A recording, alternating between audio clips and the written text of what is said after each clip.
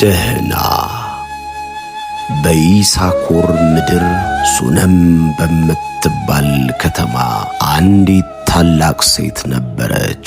ይህችም ሴት በወገኖቿ መሃል የምትኖር ሁሉ የሞላላት ሴት ነበረች። ነገር ግን ልጅ አልነበራትም። እግዚአብሔርም በነቢዩ ኤልሳ አማካኝነት ወንድ ልጅ ሰጣት። ልጁም አደገ።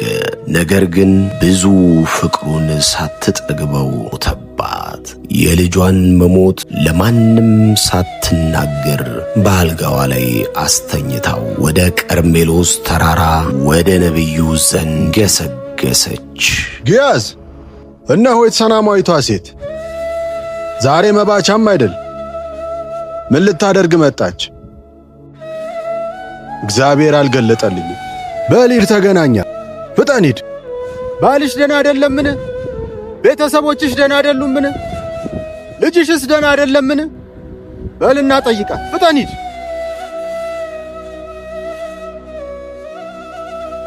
የእግዚአብሔር ሰው እንዳለሽ ባልሽ ደህና አይደለምን?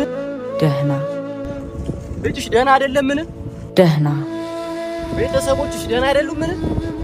ለእግዚአብሔርን መንገር ያለባችሁን ለሰዎች አትናገሩ። የእግዚአብሔርን ለእግዚአብሔር ንገሩት።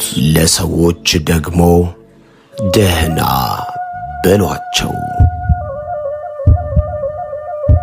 ነፍሱ አዝናለችና ተዋት። እግዚአብሔር ይህንን ከኔ ሰውሮታል፣ አልገለጠልኝም። በእውኑ ከጌታዬ ልጅ ለመንኩን?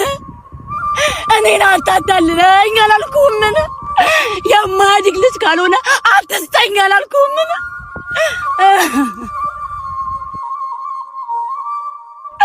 እኔ የተገፋው ሴት ነኝ። ይቺ ደረቅ መውለድ የማትችል ተብላ የተገፋው ሴት ነኝ። ለምን ለምን ለምን የማያድግ ከሆነ ለምን ትሰጠኛለህ? ለምን ስትወጣ መልሰህ ትወስዳለህ?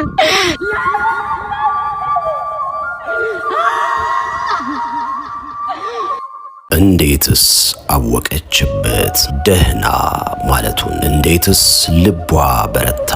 የአንድ ልጇን ሬሳ የሚያክል ነገር በአልጋዋ ላይ አጋድማ ደህና ነኝ ማለቱን እንዴት ቻለችበት? በጀርባዋ የልጇን ሬሳ፣ በልቧ ደግሞ ሐዘኗን ታቅፋ ደህና